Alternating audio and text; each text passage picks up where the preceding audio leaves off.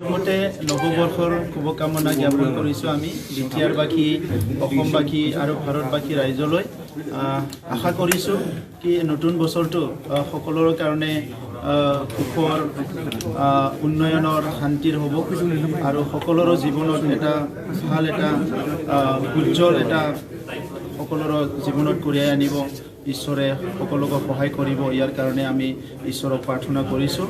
আৰু আজি এই নতুন বছৰৰ প্ৰথম দিনৰ পৰাই আমি নতুন চৰকাৰখনে যি পৰিৱৰ্তনৰ কাম কৰিবলৈ ইয়াত UPPL BJP আৰু GSPৰ চৰকাৰ গঠন হৈছে আমি এটা পদক্ষেপ আজি লৈছোঁ আৰু প্ৰথম কথা হ'ল আমি আজি আমাৰ 8জনকৈ আমাৰ ডিপুটি চিফ আৰু EM সকলক আমি বিভিন্ন পদবী আমি অৰ্পণ কৰিছোঁ আৰু অহাকালিৰ পৰাই তেখেতসকলে নিজৰ নিজৰ অফিচত তেখেতসকলে কাম আৰম্ভ কৰিব আৰু আজি আমি এই অঞ্চলটো বহুত দৰিদ্ৰ মানুহ আছে দুখীয়া মানুহ আছে আমাৰ অঞ্চলটো অতিকৈ পিছপৰা অঞ্চল তো সেই মানুহবিলাকে আজি বাহিৰত আহি পেলাই চৰকাৰী মানুহক লগ কৰাৰ বহুতৰে সক্ষম নহয় তো সেইকাৰণে আজি আমি এটা ৱেব পৰ্টেল ডেভেলপ কৰিছোঁ আৰু ইয়াত অনলাইনভাৱে কিছুমানে কৰিব পাৰিব আৰু টেলিফোনিক চবৰে হাতত ফোন আছে ফোনত তেখেতসকলে আমাৰ এটা টোল ফ্ৰী নাম্বাৰ আমি দিছোঁ এই টোল ফ্ৰী নাম্বাৰৰ জৰিয়তে সকলো ৰাইজে ফোন কৰিব পাৰিব আৰু ক'ব পাৰিব কি গভৰ্ণমেণ্টে দিয়া ফেচিলিটিবিলাক কোনে পাইছে পোৱা নাই এইটো অনলাইন যোগে কৰিব পাৰিব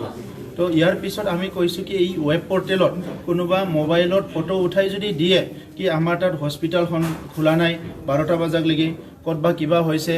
এইবিলাক আমি গ্ৰিভেন্সেছবিলাক ইয়াতে ৰেজিষ্টাৰ কৰা হ'ব আৰু একৰ্ডিংলি একশ্যন লোৱা হ'ব বা তাত কামবিলাক কৰা হ'ব ছেকেণ্ড কথা আমাৰ চৰকাৰৰ প্ৰায়ৰিটিটো হৈছে কমিউনিটি হেপিনেছ জাতি জনগোষ্ঠী বহুত অশান্তিত আছে নিৰাপত্তাহীনতাত আছে বহুতে আজি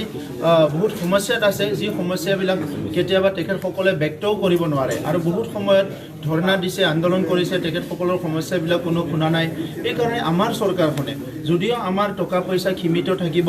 আমাৰ ক্ষমতাটো সীমিত থাকিব তথাপিতো আমাৰ চৰকাৰখনে আমি মানে সেই জনগোষ্ঠীবিলাকক আমি লগত লৈ আগবাঢ়ি যাব বিচাৰিছোঁ সেইকাৰণে কমিউনিটি হেপিনেছটো আমাৰ প্ৰায়ৰিটি এটা মানে এটা এজেণ্ডা আৰু অহা 4 তাৰিখত প্ৰথম আমি ষ্টুডেণ্ট ইউনিয়নখিনিৰ লগত আমি বহিব বিচাৰিছোঁ তাৰপিছত আমি ছ'চিয়েল অৰ্গেনাইজেশ্যনৰ লগত বহিম তাৰপিছত আমি ৰিলিজিয়াছ অৰ্গেনাইজেশ্যনৰ লগত বহিম সকলো জাতি জনগোষ্ঠীৰ যিমান দল সংগঠন আছে এইটো পুৰুষৰে হওক মহিলাৰে হওক ইউথৰে হওক সকলো শ্ৰেণীৰ মানুহৰ লগত আমি একেলগে মিলি কাম কৰিব বিচাৰিছোঁ সব কমিউনিটিৰ ইছ্যুছবিলাক আমি ল'ব বিচাৰিছোঁ যি কামটো আমি কাউন্সিলত কৰিব পাৰিম এই কাউন্সিলে কৰিম যি কাম কাউন্সিলে কৰিব নোৱাৰে আমি ৰাজ্য চৰকাৰলৈ অৰ্পণ কৰিম যিটো ৰাজ্য চৰকাৰ নহয় কেন্দ্ৰীয় চৰকাৰলৈ আমি পঠিয়াই দিম কিন্তু আমি বিচাৰিছোঁ সকলো জাতি জনগোষ্ঠী নিৰাপত্তা আৰু শান্তিত থাকিব পাৰিব লাগে এইটো আমি বিচাৰিছোঁ আৰু থাৰ্ড পইণ্ট আমি শিক্ষাত এটা আমূল পৰিৱৰ্তন অহাটো আমি বিচাৰিছোঁ কাৰণ শিক্ষা নহ'লে মানুহ জীয়াই থাকিব নোৱাৰে তো সেইকাৰণে 4 তাৰিখৰ পিছতে আমি শিক্ষকসকলৰ লগত আলোচনা আৰম্ভ কৰিম বিষয়াসকলৰ লগত আলোচনা আৰম্ভ কৰিম ছাত্ৰ ছাত্ৰীৰ লগত আমি আলোচনা আৰম্ভ কৰিম আৰু আমি বিভিন্ন NGOsবিলাকৰ লগত ছাত্ৰ সংগঠনৰ লগত ছ'চিয়েল অৰ্গেনাইজেশ্যন সবৰ লগতো আলোচনা কৰিম কি আমাৰ বিটিআৰৰ যিটো 4টা ডিষ্ট্ৰিক্ট আজি তাৰিখত আছে এই 4টা ডিষ্ট্ৰিক্টত গুণগত শিক্ষা যাতে সকলো পাবলৈ সক্ষম হয় ইয়াৰ কাৰণে আমি কাম কৰিম আৰু ইয়াৰ লগতে আজি পাছ কৰা ল'ৰা ছাত্ৰ ছাত্ৰীসকলক ল'ৰা ছোৱালীক আমি বহুত এটা চিন্তা চৰ্চা কৰি আছোঁ কি হ'ব কি চাকৰি পাব কি নাপাব কিন্তু যিসকলে ফেইল কৰিছে বা ড্ৰপ আউট হৈছে তাৰ কথাটো কিন্তু কোনো চিন্তা কৰা নাই তো সেইকাৰণে আমি আমাৰ চৰকাৰী হিচাপে আমি ঠিক কৰিছোঁ কি আমি এইটো বছৰতে 10টা আমি কমিউনিটি কলেজ আমি ইষ্টাব্লিছ কৰিম য'ত নেকি বিভিন্ন বয়সৰ ড্ৰপ আউট হোৱা আমাৰ ইউথসকল ছাত্ৰ ছাত্ৰীসকল যিসকলে 40 ইয়াৰ্ছৰ তলৰ হয় সেইসকলে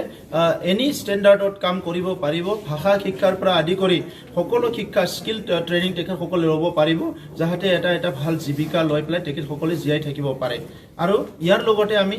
থাৰ্ড পইণ্ট কৈছোঁ এগ্ৰিকালচাৰে আমাৰ লাইফ লাইন হয় আমাৰ জীৱিকা হয় সেইকাৰণে আমি এগ্ৰিকালচাৰতো প্ৰায়ৰিটি দি কাম কৰিবলৈ ওলাইছোঁ গতিকে পৰ্যায়ক্ৰমে সকলো কাম কৰি যাম মই যিসকল আজি EM আমাৰ অলৰেডি দায়িত্ব পালে বিভাগ পালে মই তেখেতসকলক কংগ্ৰেচুলেশ্যন দিছোঁ আৰু মই আশা কৰিছোঁ বিটিআৰবাসী ৰাইজৰ কাৰণে যোনে যি দায়িত্ব নাপাওক কিয় ভালকৈ পালন কৰিব আৰু ৰাইজক মানে বেষ্ট এটা গভৰ্নেন্স দিব, ভাল এটা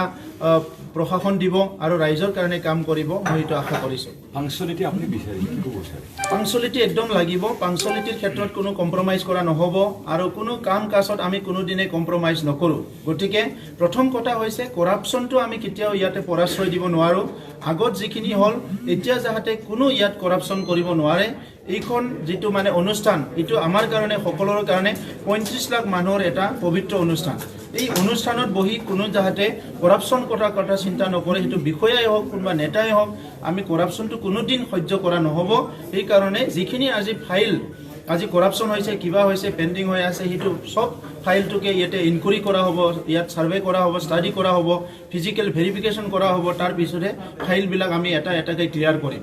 গতিকে কৰাপশ্যনৰ লগত কোনো আপোচ কৰা নহ'ব। Thank U.